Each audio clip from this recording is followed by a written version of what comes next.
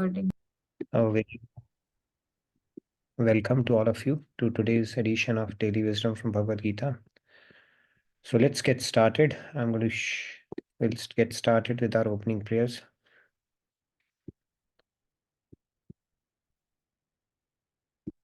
Yes, sick.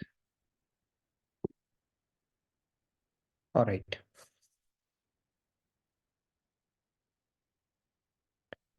Gurur Brahma, Gurur Vishnu, Guru Devo Maheshwaraha, Guru Sakshat Parabrahma, Tasmai Shri Guruve Namaha. Vasudev सुतं देवं कंसचाणूरमर्दनं देवकी परमानन्दं कृष्णं वन्दे जगद्गुरुं कृष्णं वन्दे जगद्गुरुम्. Okay, so Radhe Radhe, good morning, good evening, everyone. So let's get started with I think we start with the soul soup segment, and we've been talking about happiness fulfillment series. And as part of this, we spoke about what causes stress last time, right? And we will continue on this because this is a very intriguing discussion, and we've spent a good amount of time in Bhagavad Gita as well. So we'll speak about this and then we'll get to the topic of our discussion today. So, what is the remedy for stress? We spoke about that stress is not caused because of hard work, but it is because of our attachment to the particular outcome that causes us stress. And then, what is the remedy for that? That is what we're going to talk about a little bit today before we get into our topic of our discussion. We'll move on to our next shloka 4.39 today. So, stress, the remedy is very simple: do your best and leave to God the rest. Okay, this is a formula Lord Krishna had given 5,000 years back on stress management. And still, people are, basically, there's so many self-help books are written around this topic, but this is the silver bullet that Lord Krishna has given, which, if we really think deeply about it, there are so many aspects to it, and we'll try to, touch upon some of those as we go along. Yes, Sandhya, you had a question? Yeah, so can someone be stressed about delivering their best, uh, irrespective of what the outcome is? Delivering your best, right? So getting stressed about that, I think it's a good stress in that way, as long as it doesn't paralyze you, right? For example, delivering your, so that nervousness that they say you feel a little bit of butterflies in your stomach when you go out, and some more lot of expectations are there from you, and you forget about others. You just want to do your best in a particular situation, right? Even if you forget others around it. As long as we can channelize that butterflies to do good, then it's good. If that paralyzes us, it's not good. That is a secret, right? Some people can channelize it. Like when I was hearing interview of Sachin Tendulkar, and he said when he was walking out to bat, or whenever he used to go out to bat, he would feel a sense of nervousness because of the that so much is expected of him, not just by people, but he himself has a lot of expectations with regards to how his performance should be. But those butterflies, if they paralyze you, make you nervous and make you underperform, it's not good. But if you somehow have figured out a way to channelize that nervousness into putting out your best, exceeding your potential, then it is good in that sense, right? So that is the key, basically. Okay. All right. So then the secret, the silver bullet that we've been talking about is Karma Yoga. The art of working in divine consciousness is what Lord Krishna had given us 5,000 years back. The Karam Yoga aspect of it. It is Karam plus Yoga, right? So, in order for us to understand it, we need to first appreciate the true meaning of yoga itself. Yoga, if you look at it, these days the yoga or yoga has picked up big time. That this yoga, hot yoga, that yoga, and people, this word is very highly used, but it is limited to the asanas only, the physical postures, asana aspect of it as well. But then the yoga aspect, if you look at it, it's a buzzword in the Western world right now. And so many yoga studios, they have mushroomed in pretty much every major city here in US as well, if you look at it. And, you know, uh, and this science is becoming popular, but then we have to think that it goes much beyond asanas. If you look at Patanjali Yoga Sutra, it is eightfold system called Ashtanga Yoga, right? So it talks about eight limbs, which is like yam, niyam, asan, pranayam. So asan is just one aspect of it. The true yoga of meaning is the union. Yoga means union. Union with whom? Union with super soul, the Paramatma aspect who's seated within us. So when we are in that consciousness, this is called the true yoga. So the union of individual consciousness with the supreme consciousness is called yoga. And when we talk about Karam Yoga, so it's not like you wake up in the morning and do yoga and then for rest of the day you do karma, that becomes karma yoga. No, karma yoga is working in the consciousness of God all the times, and that is a very elevated state, but that actually something that is the best gift we can give to ourselves with regards to our spiritual journey, because Bhagavad Gita says that nahi kaschit kshanamapi jatum. I think it says basically not even for a second anybody can refrain from doing karma. So every thought constitutes a karma. But then if we start imbibing that consciousness, right, that um, whatever we are doing, whatever duties that we are performing, whatever thought that is coming, you somehow attach it to God, for the sake of God. I'll talk about a few examples. Then you are getting closer to that Karam Yoga principle. So if you look at even Bhagavad Gita, the same thing is reiterated, right? Satati yuktanam nirantarta, sarveshu kaleshu, right? Tesham satat yuktanam. Basically, God is saying when you constantly absorb your mind in me, that's when you can achieve me easily. Now that to come to that state, of course, we have to increase the frequency or the periodicity of how quickly we can bring God into our consciousness, right? So you have to keep your mind attached to God. Basically, that it's like no matter what we are, where we go, what we do, it is a matter of duty to God, right? And it is doing for His pleasure. And every action in that case, it becomes devotional. It's nothing is secular at that point. So we'll talk about some of the examples about Karam Yoga as we build on this concept, and also the fact that some people, the very obvious question that comes to our mind is if you're not goal oriented, if you're not thinking about the fruit, if you're not thinking about the results, will it not result in underperformance? So we'll talk about that as well. But the key concept is Karam Yoga is where you do your act as an offering to God. And how do we do that? Like we do so many mundane activities as well, right? Somebody's cooking, somebody's cleaning, you might be doing some work. How do you bring in God consciousness? That we'll look at it through some examples as well. Okay, so that is the concept of Karam Yoga. And then we are able to do that, then it immediately removes stress. It's just like, okay, you just put in your best and leave to God the rest, because that is the best you can anyway do, right? Us thinking about the results or stressing over it does not help the cause, but it's an opportunity actually to let go of that feeling so that we are getting closer to the principle of Karam Yoga and purifying ourselves in the process. And stress is removal of stress is only a natural consequence of this mindset. Wear your mask around it, just doing it for a matter of duty, and then you're not even stressed about your own results at all, right? Same thing like that example we spoke about even in the past about Lord Krishna and Arjun, that example when Bhishma Pitama had taken a vow that I'm going to kill Arjun, or make Lord Krishna break his vow. So when this news spread out, everybody panicked in Pandav camps, because Bhishma Pratigya was Bhishma Pratigya, Dagichi's Dan and Bhishma Pratigya. There are certain things, references in our scriptures, it means it carried a lot of weight. Right? When he said, I'm not going to marry, he did not marry for the rest of his life. So he said, I'm going to do that. And then when Pandavas were panicked, Krishna went to Arjun to see what is the state of his mind. Is it happily sleeping like a child? So he woke him up. Are you not aware what Bhishma spoke about? He said that when you are there, why do I need to worry? He's not even worried about it, just performing, which Lord Krishna said, this is a dharam yudh for you.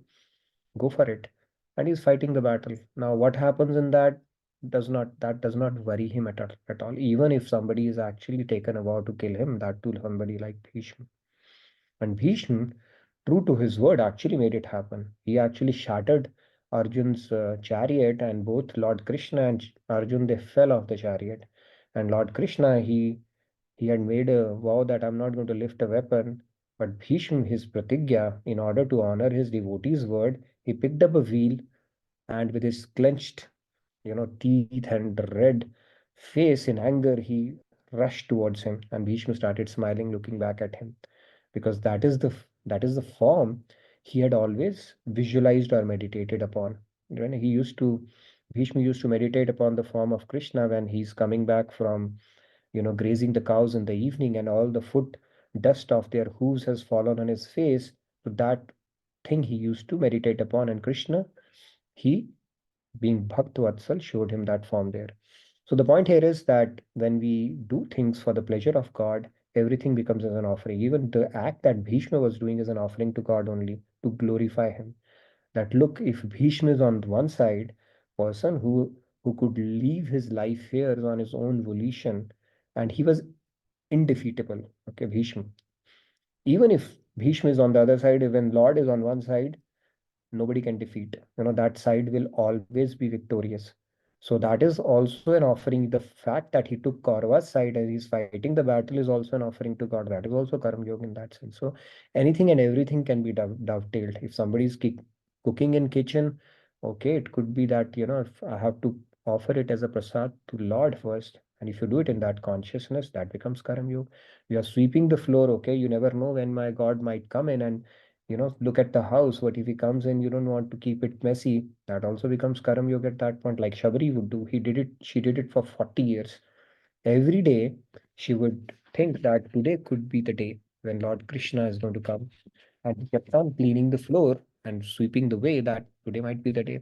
So anything and everything can actually be dovetailed towards the consciousness for God. You may want to become a VP or a president or a CEO in your company, but if your motive is let me earn more so that I can give more, that becomes Karam Yoga.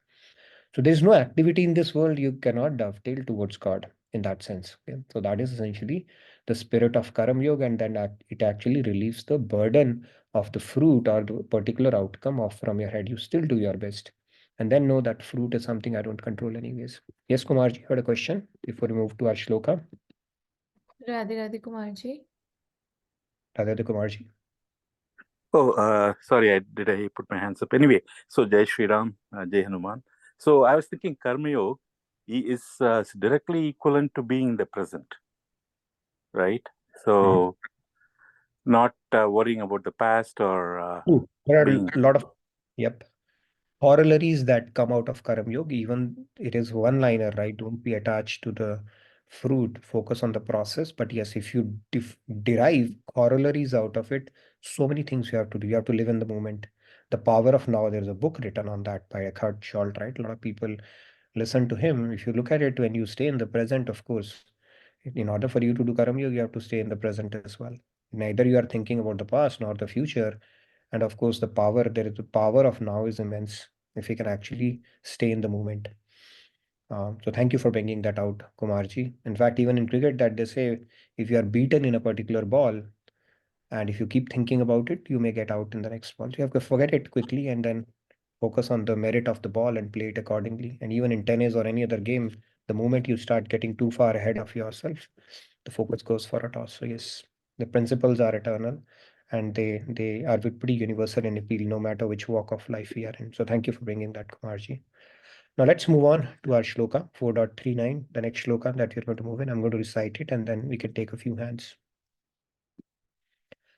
श्रद्धावान् लभते ज्ञानं तत्परः okay श्रद्धावान् लभते ज्ञानं तत्परः संयतेन्द्रियः ज्ञानं लब्ध्वा परां शान्तिम्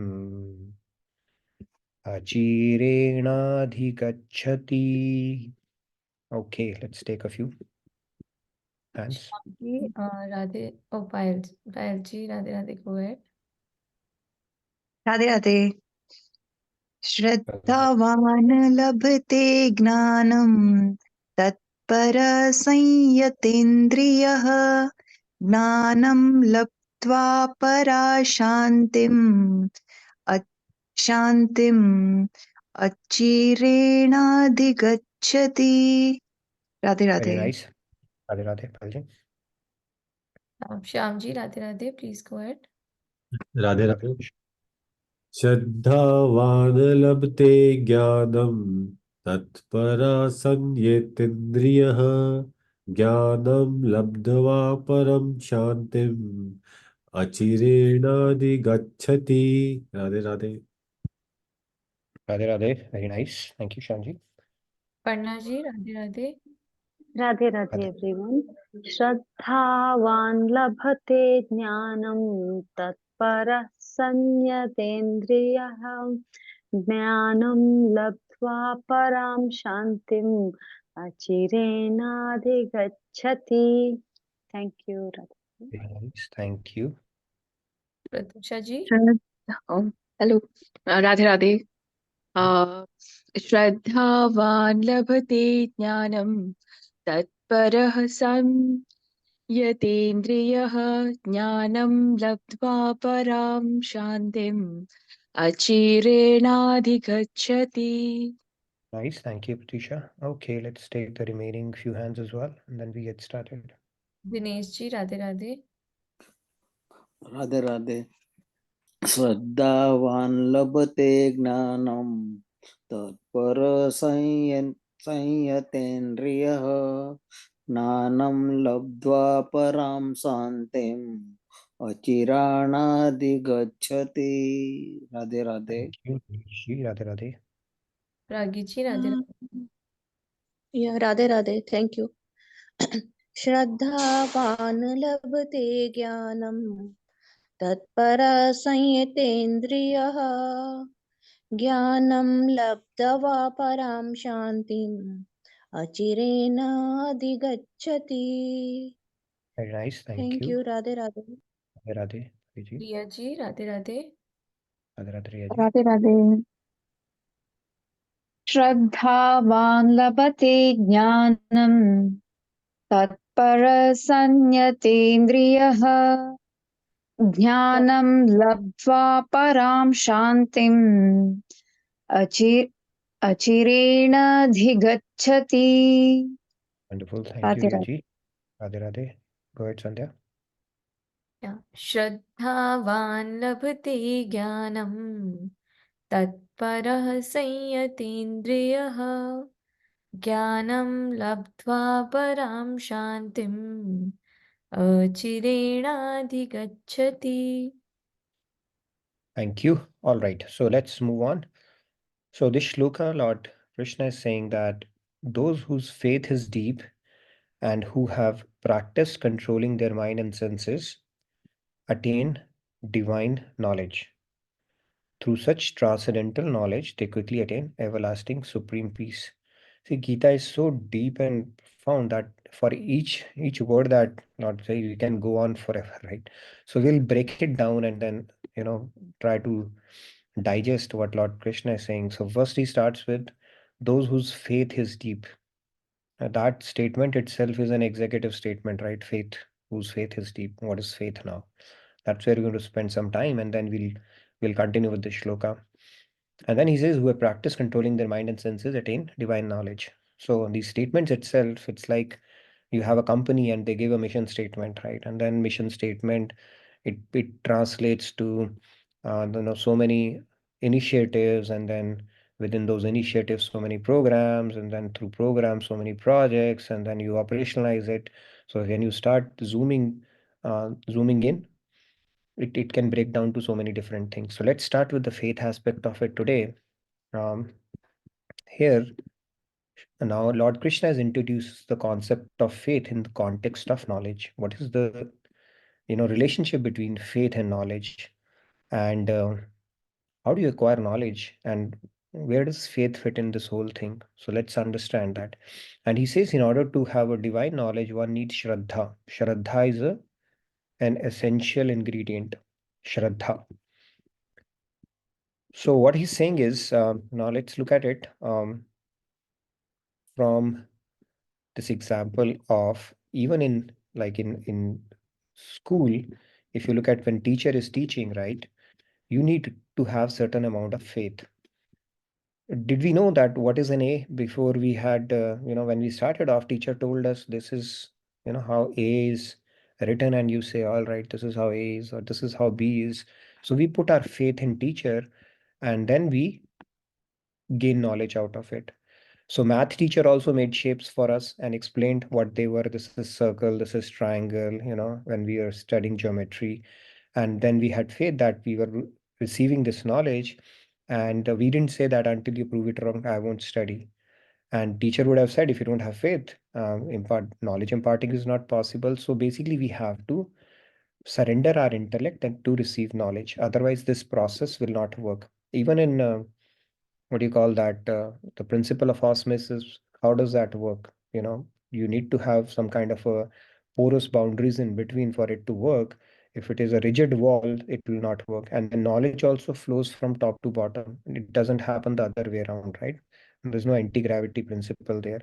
So that is why when the guru, or so you receive knowledge from somebody, you sit down, right? The Vyasa Paddhati, or the stature higher, is given to a guru. There is a separate asan made for them because they are at a higher level, and then you receive knowledge. It comes down like that. You cannot be sitting and having a air of intellectual superiority and hope that the knowledge is going to flow down. No, you have to surrender your intellect and it flows top down. So that is where the concept of faith is very important. Okay, nishtha aspect of it. And even the spiritual truths are not immediately perceptible. They can only be experienced after having attained sufficient elevation. And that's a process, it's a journey. And that's why we spoke about this concept that this is a journey where we go from understanding to understanding. We don't go from doubt to doubt. Let's understand some part of it, implement it, and then move on. And faith is the element that helps us accept what we cannot understand at present. So we'll go a little more deeper into the faith part of it. So doubt or belief, right?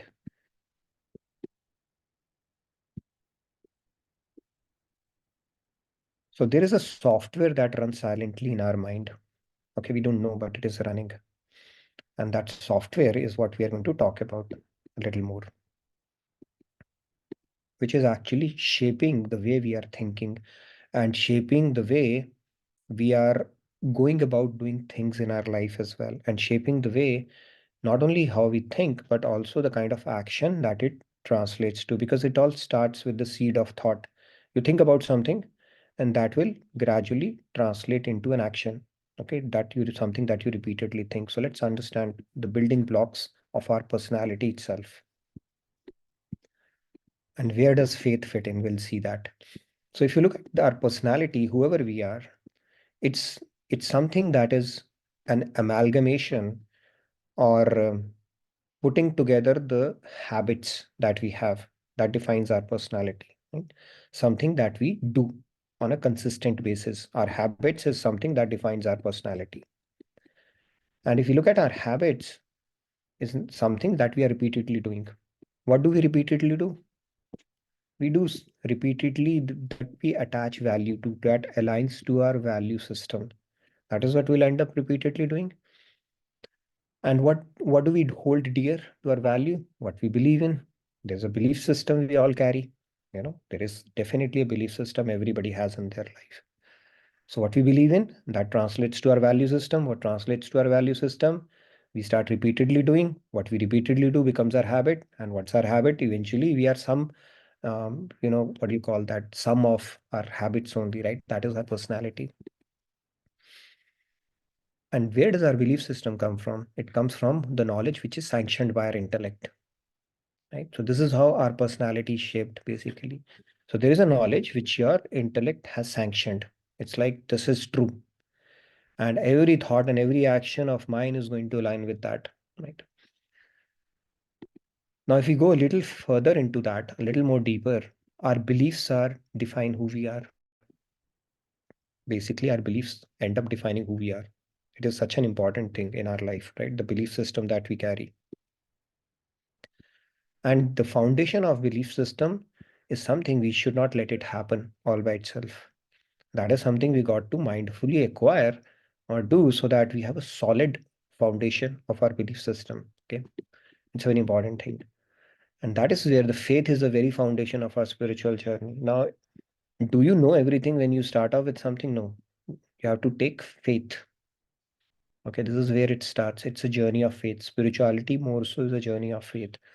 Now you may say, where do you get faith from? Is it blind? It's not blind, actually. There's a bit of a science behind it as well. So that's the software that is running within you, which is defining the choices that you end up making, right? There's a belief system you carry in your head, and that will eventually define your personality. This is the linkage as you see how it goes. Now, where does the faith come from? Faith is not something that is going to fall down from, you're sleeping and then you just falls down from your roof and you simply catch it. It is coming somewhere. Somewhere it is coming from. Let's try to understand what our scriptures talk about it. Okay. So I hope this is all clear that faith is the foundation of our spiritual. It's a journey of faith, actually. Now let's talk about the kind of faiths we can have, the categories of faith, so to say.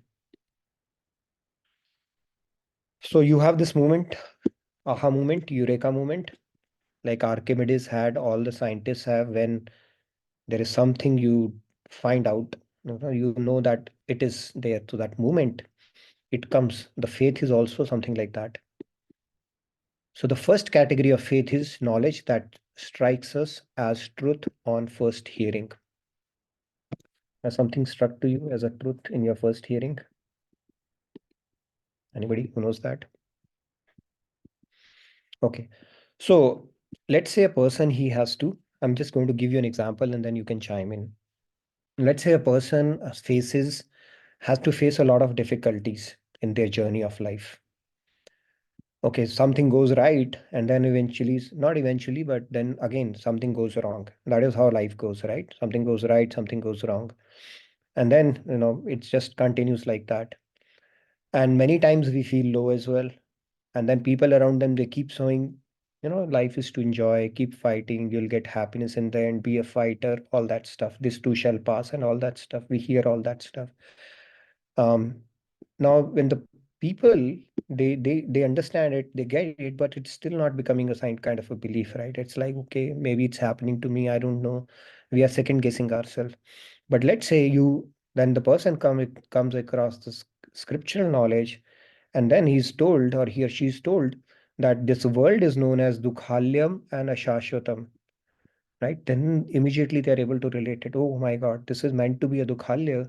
So I should not have been surprised if my life had some kind of a tribulations I had to go through. This is a fact of life and nobody's immune to it.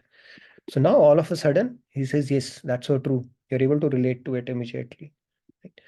So there is some kind of the negative energy around us which keeps us down, right? This the whole spirituality is a battle between our lower energy and our higher energy. So it may strike to most people that, so this is right.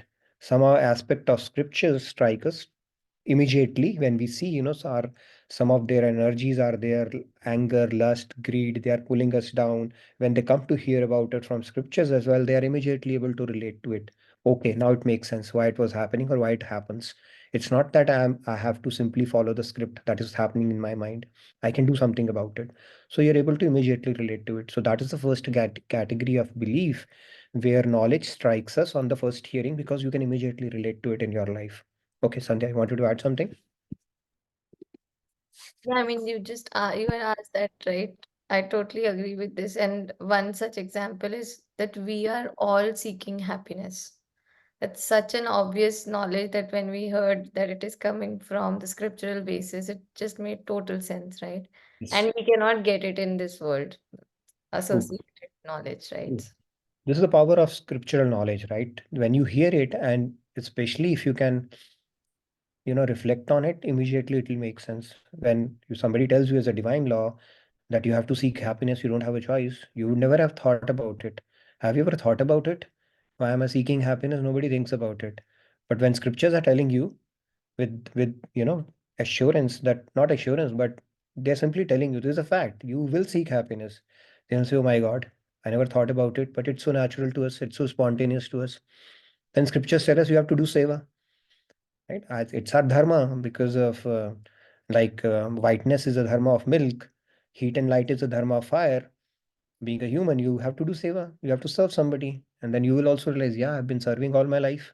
I found so many people around me to serve or pets around me to serve. I just have to serve. Not a choice. Which direction I want to serve is my choice, but then I don't have a choice but not to serve. Yes, Rahul? So this is something which will immediately strike. That's the power of this knowledge, right? But the belief will automatically come. Now, what's the basis of that belief? You can just know it. You can just put 1 and +1 together and say, yes, this just makes sense. Yes, Rahul? Building upon that, like the scriptures tell that God is happiness or God is the ocean of happiness. So Hmm. everyone, knowingly or unknowingly, is a devotee of Sri Ram, Sri Krishna, or whatever his Ishtadev may be. True. Very true. So, everybody's a devotee of Ram, actually. Technically, nobody's an atheist. And you may claim to say that I don't believe in God, I'm not a believer. But are you not seeking happiness? Do you want misery? No, I'm seeking happiness. Are you not putting in actions which will take you closer to that happiness? Or every action that we do throughout the day, we are seeking happiness out of it. We eat because it gives us happiness. We stop eating because happiness, that happiness is stopped now. It'll hurt your stomach. We sleep because it gives us happiness. Somebody says, you sleep, I'll give you salary for the rest of your life. You'll say, no, sleep is no longer giving me happiness. I have to wake up now. So similarly, an atheist is also doing acts and things day to day in their lives where they are seeking happiness. When our scriptures say God is bliss, that they are also seeking God. It's just a matter of time before they acknowledge or understand this deeper principle. But everybody, knowingly, unknowingly, directly, indirectly, seeking God only. Hold on. Okay, so the next kind of what our scripture says, knowledge. The first one we spoke about, knowledge that strikes us as truth on first hearing. The second one is knowledge that strikes us as truth after contemplation and discussion. Few things will not strike to you immediately, right? Something you can relate to immediately, but few things you have to really think, right? That is why we have to keep our thinking hats on. Contemplation, or what is called that, rumination. Cow has how many? 6 or 4 stomachs. I don't want to rake up a controversy here. I think it has multiple stomachs. Let me just put it that way. So what it does is it takes grass and then puts it in one of the stomach, again brings it back, again takes it back. So it takes it through that process. That is called rumination. And similarly, it is expected of us to ruminate on the knowledge that we take. Don't think I've understood it. Never. Until we become God realized, we have not truly got the import of any knowledge at all. So we need to carry our rumination or contemplation on everything. So some of the aspects, they become clearer to us after contemplation and discussion. So let me give an example and then we will build on that. So second one is like when we read, we are not the body, we are the soul. Do we understand that part? We don't, right? हम जानते हैं, मानते नहीं. It will take a bit of a time, right? So how is it that we are not the body? Now I'll give you some, if you think about it, there are a lot of ways about, you can contemplate on that part of it, but at least that realization would come because I and mine are different. I cannot be mine. Something which is mine cannot be I. Like, for example, that is where the saints facilitate that process for us. You say my house, that intuitively means that you are not the house. My house means you are different from the house. My car, you are not the car. Similarly, my body, you cannot be body. My mind, we use that word, right? My mind, you are not the mind. My intellect, you are not even the intellect. So similarly, that, if it through some deeper discussion and contemplation, you would come to this conclusion, okay, may not be the realization. I'm just saying conclusion that I is different from what, you see, not even this body aspect of it. So when our hand gets hurt, it gets pain. Or when the body dies, I die. I'm this body, right? So let's say your hand is cut and you feel the pain, but you don't die. We don't die, right? And let's say there are cases where hands or limbs, they have to be amputated as well, right? Gangrene and those kind of things happen. Then still your body is alive. That means you are not the hand at all, even though it is giving you the pain. So you are different part of it. So through contemplation and by seeing documentaries or by reading stories, you may come across, all the people who remember their past lifetime. People talk about life regression and stuff like that. So and so that is how you basically kind of it becomes a firm belief in you that you are somebody deeper and different from this body, okay, which normal people think about. And similarly, people who have always seen God in his Brahm Jyoti form or pervading light of God, they need to contemplate and discuss, and then over a period of time, will able to perceive him in his personal form.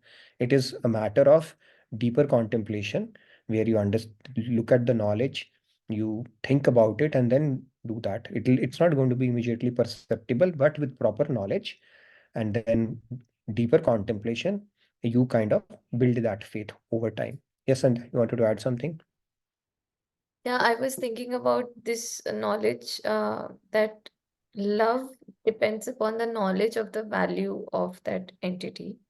That Mhm. I felt also kind of falls in this category because upon first hearing, maybe I did not accept it as truth, but upon contemplation, that did make a lot of sense. So, yeah. True. So, very true. When we have actually jane binu hoye na partiti, binu partiti na hoye priti. That's what Ramayana says, right? So, jane bina hoye na partiti means without knowledge, you will not build faith. And without faith, you will not build love. This is how the process unfolds. And there's a beautiful story or an analogy given. You might be walking on a road and you see something sparkling there. I think, okay, there might be something there. You just simply pick it up, or you would care less even if you have to throw it back. But somebody tells you, what, it could be a precious stone. And then automatically some kind of an attraction, fascination has developed that it is precious, but not to a deeper extent. So simply put it and put it in your pocket. Then you go and one of your friends who's a jeweler, he comes, he says, you know what, not jeweler, somebody who has a better knowledge of all those precious stones. He said it has to be something really worthy, at least 10, $15,000. So now your fascination and love towards that thing has increased, something that you did not even care about before. Now you're keeping it closely guarded. And then a jeweler comes, he says, this has to be minimum $50,000. I'm telling you, okay, based on my experience, I can. Now all of a sudden your heart has swelled from that, that appreciation has increased and even the love has increased. And then a second jeweler, you take a second opinion, he says, it's a very rarest of rarest things, minimum 500K. All of a sudden you will, that thing that carried no value for you, now your heart has swelled for it. Same thing happens, it's say, when the day you simply keep on acquiring knowledge about God and see how he is going to fulfill your self-interest, the bliss or the happiness that you're seeking, automatically that love will manifest. So when you truly understand about God, you will fall in love with him. This is a very simple principle. Right now, we don't truly understand. We have not contemplated deeply on this topic. Maybe we have that faith, but the love is a natural consequence of gaining knowledge about something, and faith is going to come as well, right? Now, coming to the third category, faith. This is knowledge that we realize after years of practice and purification. This is a knowledge that becomes reality for you.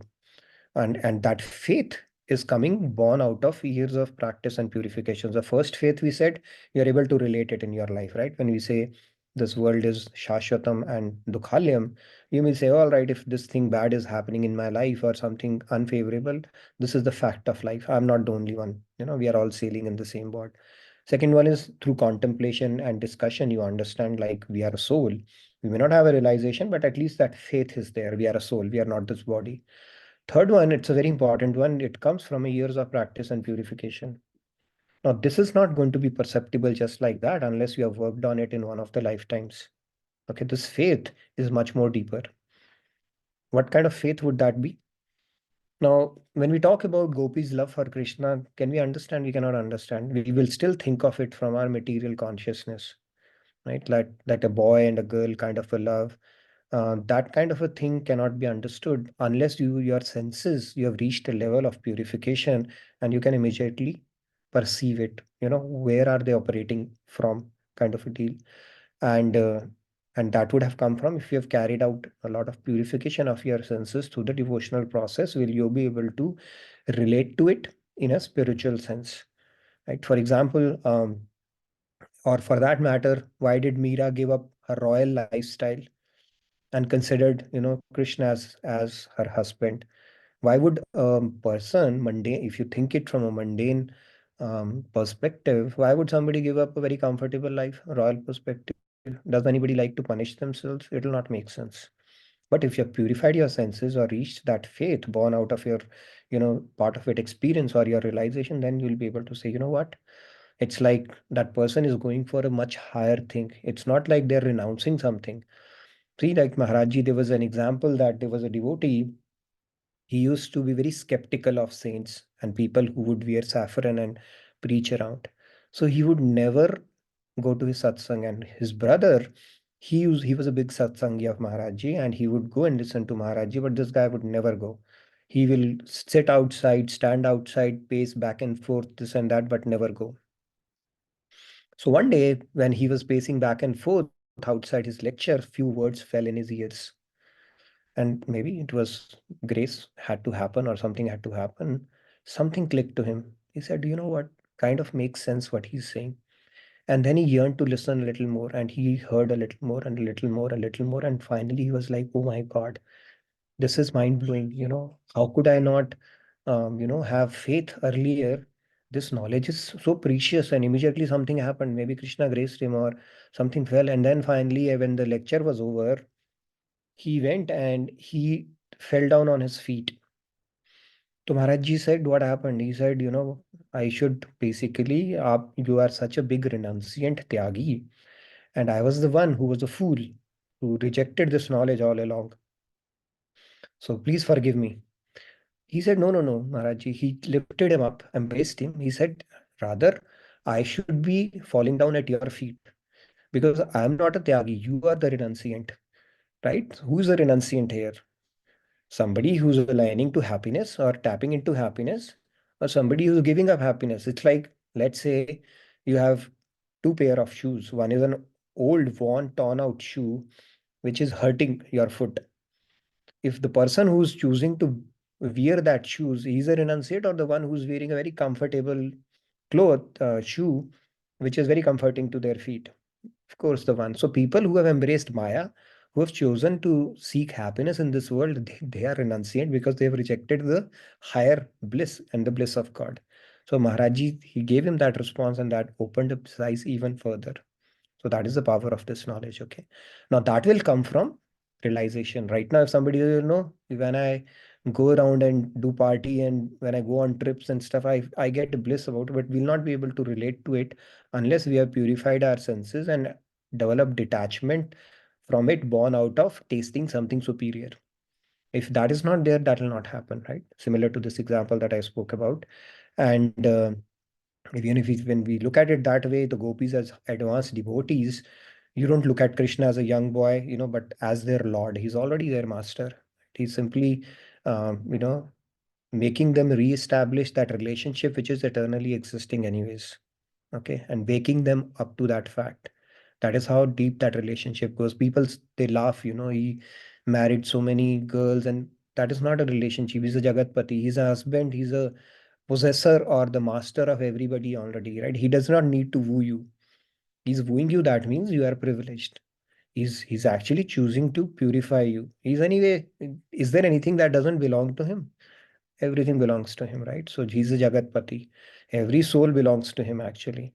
And he's just waking you up to that fact, nothing else. So when we look at it from mundane consciousness, worldly consciousness, that is where the problem starts happening because it is not born out of purified senses. We are still operating from this conditioned state aspect of it. And then with more, over a period of time, with more experience, more practice of sadhana, further purification happens. And then as the selfless love grows and the purification happens, then this becomes your realization. And it comes with some period of practice and purification as well. And then when people or saints tell us basically that sense gratification, it leads to miseries. Again, this is not something you simply relate to. You say, no, sense gratification gives me pleasure, and that is what I want to go for. Right? I need to go for that. I deserve it. All that stuff we give. Secretly, we don't believe in it. We might listen to it, but secretly we don't believe in it. But over so many lifetimes, when we have come to there will come a stage when you keep on purifying yourself that you will reject that as well. You just know it is poison. It happens over a period of time, and that is why we keep on contemplating on this knowledge. And then this aspect that this eventually leads to misery, also we wake up to that after a lot of practice and lifetimes as well. Some people are able to accelerate that process, some not. They want to suffer more in this path, and then that will automatically lead them to understand that, enough of this. Now I need to have a plan B in life and accelerate that process, right? And initially it is foreign to our nature, and it alienates us from our innate spiritual joyfulness of serving. But when you start understanding it's in serving, or it's in giving that you receive, then you start rejecting all the things that are intellectually not convinced about. So this is the third kind, which will take purification, mastering of your senses, which is a journey. It's not a 0-1 thing, but those realization, that faith will come from there. That it's a product of your sadhana, or the yogic practice that you have done across lifetime. So that is the third kind of faith you develop. And then the fourth kind is, you won't believe it, okay, it's the most interesting one. Sunday, you wanted to add something on the third one? Yeah, I also wanted to share an example. So, the reciprocation principle, that the God reciprocates and he graces, Oh, as well as he is our true protector. So this is something I feel, dawns upon us as we practice and as we get more and more purified. We start feeling his grace and his protection for us. Yeah. true. Very true. This is also something out of your experience. If you build that faith, it will deepen over time. So great. And then the fourth one is, okay, we need to be aware of it as well. Knowledge we'll never understand or realize. Okay. So this faith, just take it on the face value for now. There will be things, those questions will not be answered for you.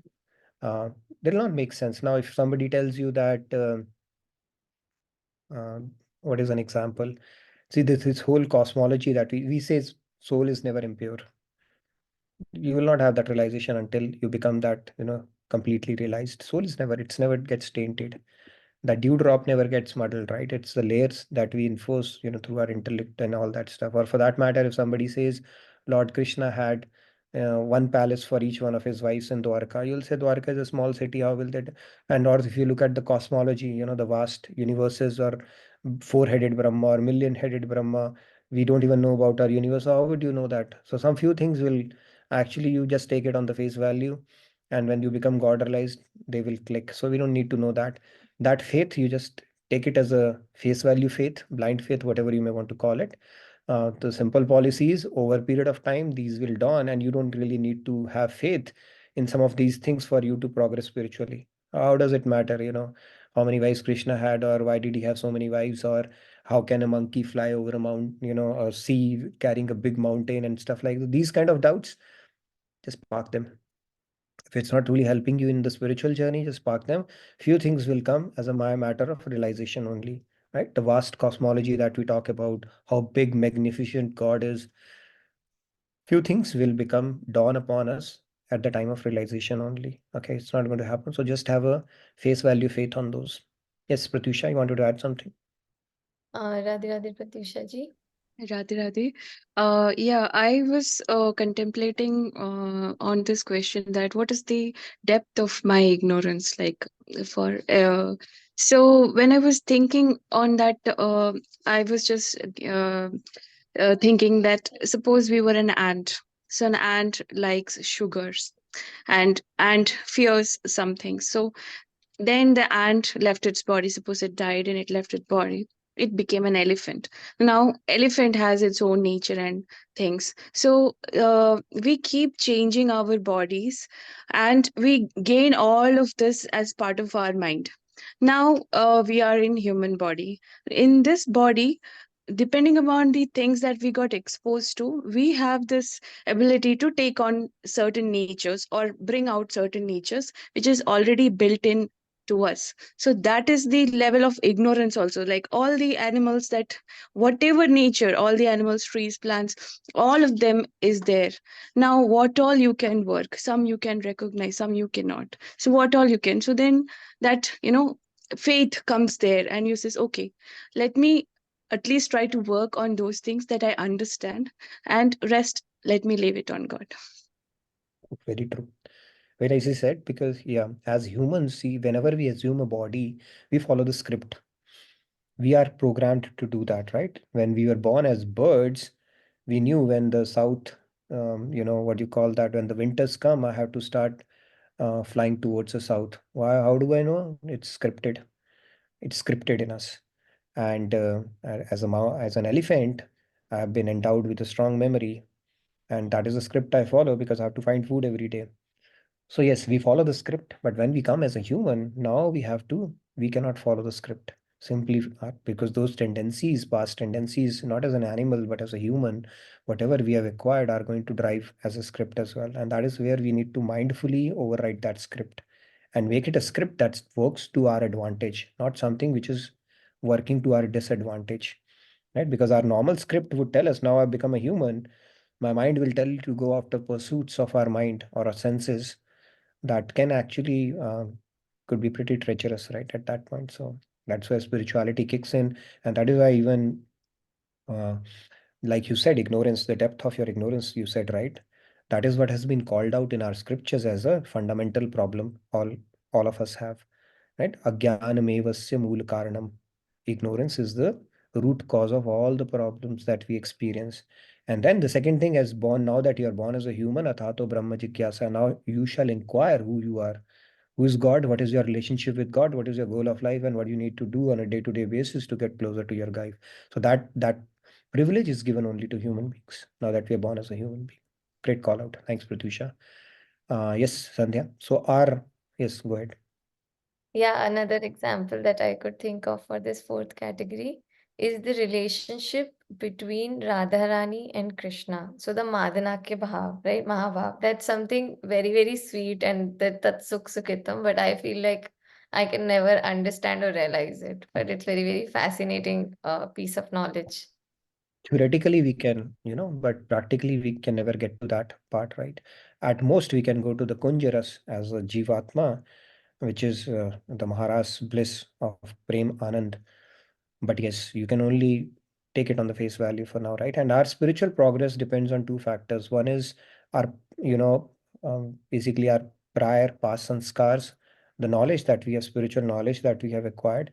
And then secondly, the intensity of sadhana that we are able to put in this life, right? How much knowledge we are able to put to practice. So these two things will determine how quickly we are progressing. So somebody might be, leapfrogging, somebody might be crawling, somebody might be sprinting, somebody might have taken an elevator, somebody might be on a fast jet. So really depends on the intensity that you put into your day-to-day thing, right?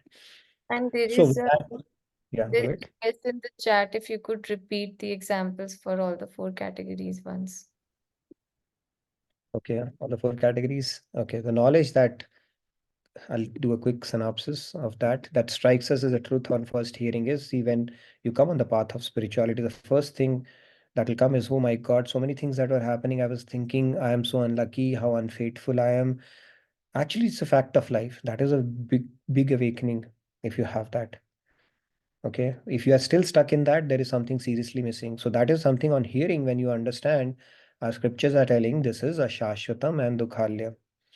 That means it is a temporary place and it is a dukhalya, place of misery. Nobody's escaped, nobody's immune from those miseries. Then you understand, yeah, this is what life is. And then when we understand that is the knowledge that you hear, you are immediately able to relate to it. Okay, it's never meant to be perfect for us. Um, right? When people go to Tihar jail, that example is there, right? Tihar jail gets flooded with criminals, even petty criminals during winters. Why? Why? Because it is comfortable place. They at least get shelter from cold. It is so cold right now I'm experiencing in northern India. So in order to escape from cold, they do petty crime and get into Tihar jail. And at least they get some serving of food as well there, right? Now, if the jail would make their life, but then they want to get out because jail is not a comfortable place. So similarly, if Maya world was supposed to be comfortable for us, we will remain as God's damads here forever. We will never have a reason to get out of here. So this place will never make you feel comfortable. When you wake up to this fact, that itself is a big revelation. You say, oh my God, This is how it is meant to be. And all along, I was worrying that my life is not perfect. Everybody else's life is. When you know nobody's life is, it is very comforting for you to know that we all are in the same boat. It is never meant to be comfortable here. There will be challenges. Okay, so this is truth that dawns on you, and then you build that faith that yes, this is how it's meant to be. You shed that ignorance that my life is not perfect, but somebody else's.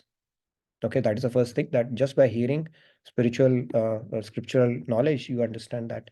Second is it strikes as truth after contemplation and discussion. Now, hopefully, all of us are convinced we are souls.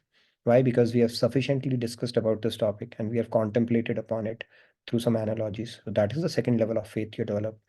Third level of faith is you realize after years of practice. For some, Radha Krishna love just makes sense. They don't look at it from mundane intellect. It takes them they quickly adapt to that understanding. For some, they still hover around with, okay, it's for some extramarital affair or boy-girl affair and things like that. For them, it takes a time to wake up to the fact we are not talking about mundane stuff here. It is a spiritual thing, right? And then they just understand. So that is why has it happened, because they have worked on it through their understanding, contemplation, and their practices as well, where they're able to relate to the deeper principles. So that is the third level of faith. And fourth is you just faith, put the faith.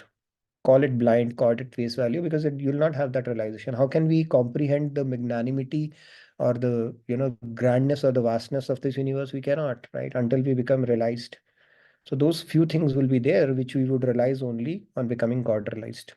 There may be a few questions also which may not get a answer. Very few things are a matter of realization. That is called that faith you have to build, that you will never understand or realize until you become realized. Okay. So that's the fourth category. The key thing is nobody's without faith in this world. Okay. Now, if you look at, even Bible says that what does faith do? If you have a faith the size of a mustard seed, you can move a mountain. That is how powerful faith is. It's a beautiful quote. And there's another one which says, the Katha Upanishad says, if you have faith, you will attain God. It's a journey of faith only. So faith is needed. And then you may say, people actually use faith as a derogatory word for people who are on the path of spirituality or in religion, right? Faith, damn faith. I mean, people, what is this faith? I'm telling you, nobody in this world is without faith. Is there anybody in this world without faith? Nobody is. Right? When you are going to a doctor, you're putting faith on doctor that he's not going to misdiagnose you. When you are taking a flight, you're putting a faith on the pilot that pilot is not high on weed or something, and he's going to take you safely from point A to point B. When you go to a restaurant, you put a faith on the people who are serving you that they're not going to poison you. When you go to a barber, you put a faith on that this person is going to cut your hair and not your neck. So if you're a scientist, you are putting faith on your abilities or your intellect that whatever I'm going to do is something that is going to be perfect and will take me to the absolute truth. So everybody's putting a faith. This faith is not a derogatory thing. This whole world is operating out of faith, right?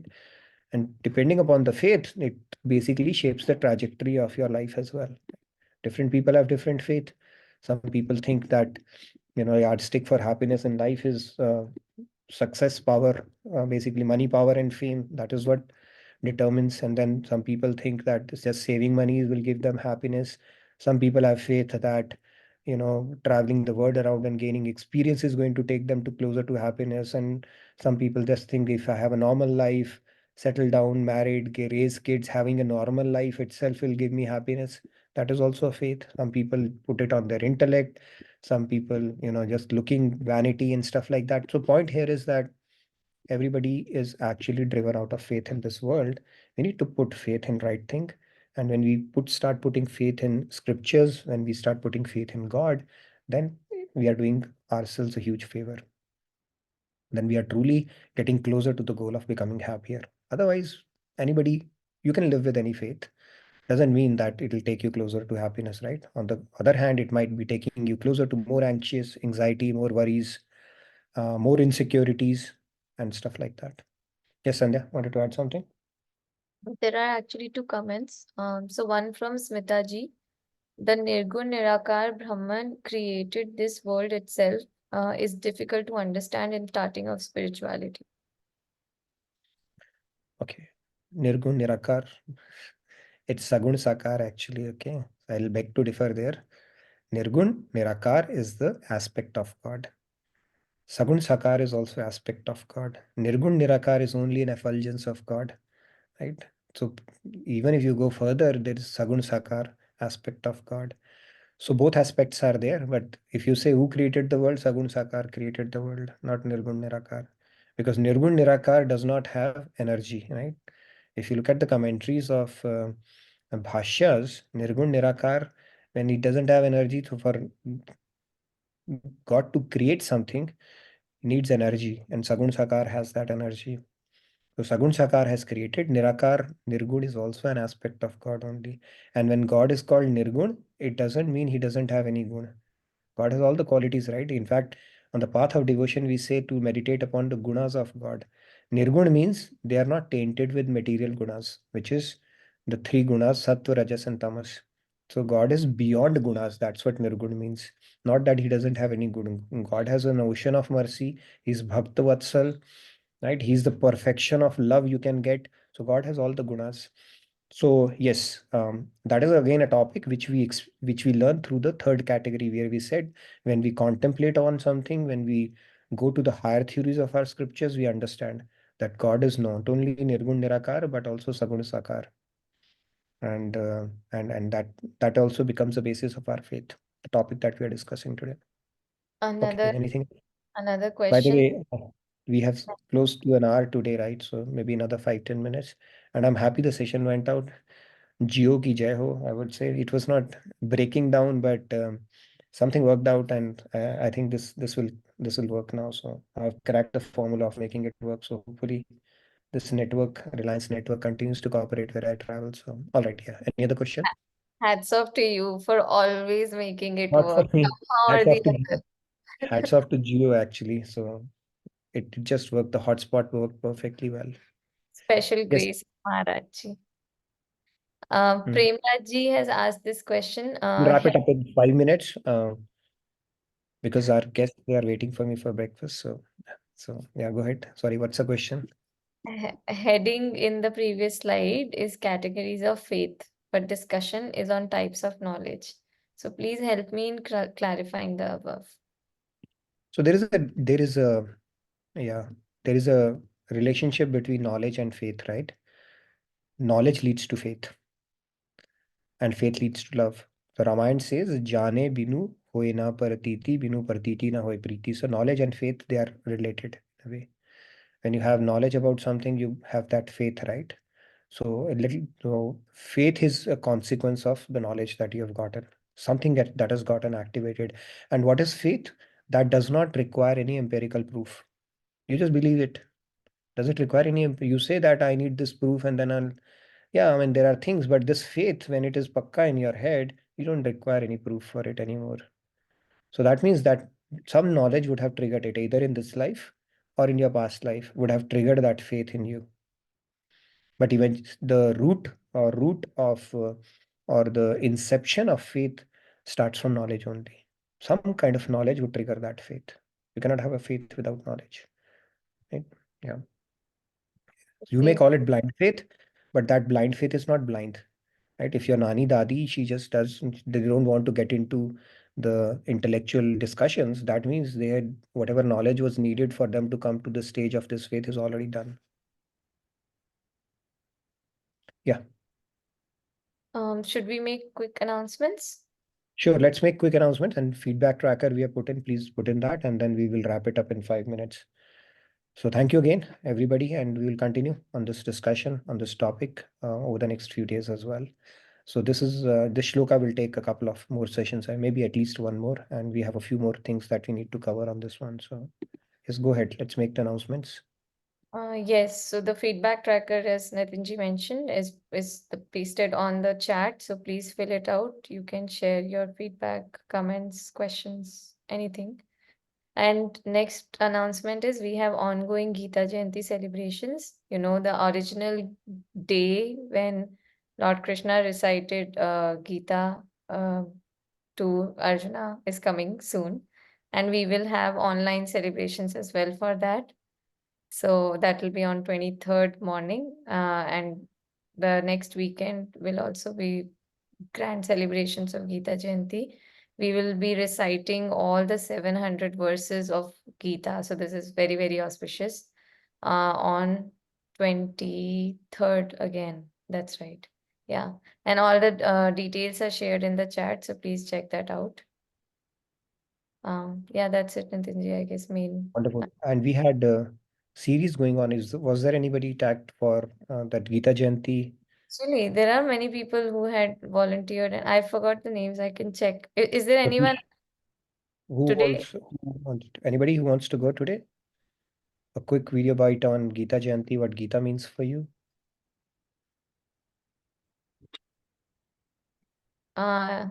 Okay, Anyone? you can put your name maybe from tomorrow. Yeah, We can we do. can coordinate it from tomorrow onwards. Yeah. Okay. So with that said, thank you everybody. And I look forward to seeing you tomorrow.